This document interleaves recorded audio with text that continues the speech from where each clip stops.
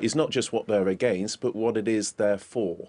And so far in recent votes, we've seen MPs, for lots of different reasons, voting against the deal that the Prime Minister set out. What we haven't seen is actually what members of Parliament will unite behind.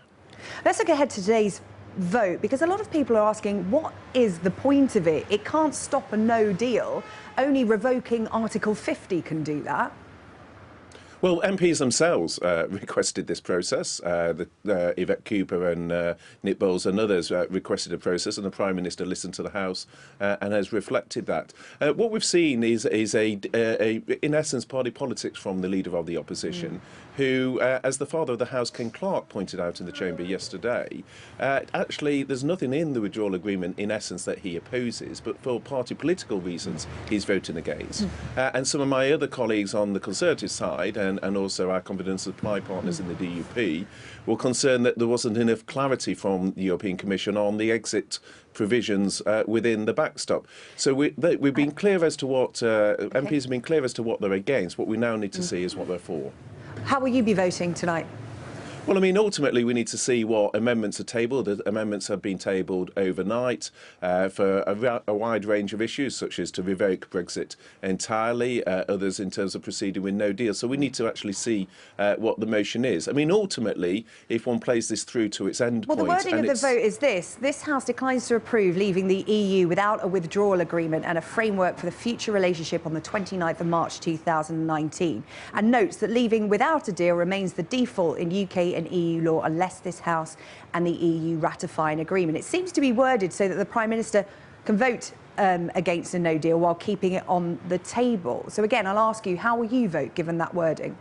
Well, I mean, I think if it's a choice ultimately between no deal and no Brexit, then I think no Brexit is so catastrophic for trust in our democracy that I couldn't support a no Brexit outcome. But in terms of the precise motion before the House, we actually need to see what amendments are firstly chosen by the Speaker, and then secondly what amendments are accepted by the House, because that will then dictate what the end motion is. But we've done a huge amount of work to prepare for no deal, but there's no getting away from the fact that no deal will be disrupted, both economically for businesses listening to this, but also to our union. Despite that, you will vote for a no deal tonight then, given what you've just said? No, what I've just said is we need to see what the motion is tonight, because we've tabled a government motion, but MPs will seek to amend to that. Therefore, the motion we actually vote on may be different to the motion tonight. We need to actually see what motion comes before the House. And there's a series of amendments which have already been tabled to that motion, which the House will need to consider. So there's a process around this, and we will set that out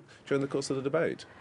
In the meantime, what's happened to the Prime Minister's deal? Boris Johnson said last night the Prime Minister's deal has reached the end of the road. Is it in the bin this morning, or could we see it again?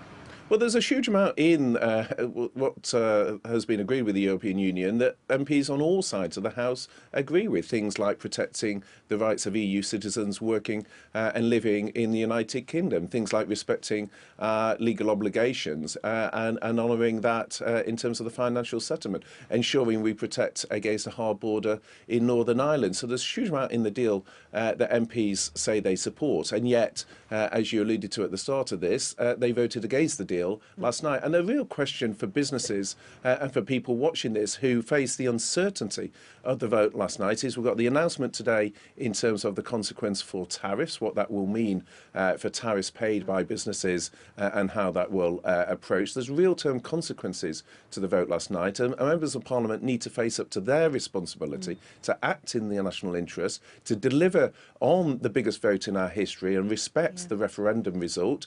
Both main parties stood on manifestos saying they would respect the referendum result, but what we've now got from the Labour Party is a party that's gone back on its word, gone back on what they told voters at the last general election, now says it wants a second referendum, which would simply prolong the uncertainty that businesses up and down the country would face. Have you spoken to the Prime Minister this morning? I spoke to her last night. I've been doing a media round this morning, and so we've got Cabinet at 8 o'clock, so I will be speaking along with colleagues with the Prime Minister at 8. Yeah, I'm just trying to gauge the mood, because obviously she wasn't in great voice yesterday, and she said that she will be at PMQs this afternoon and will open the debate.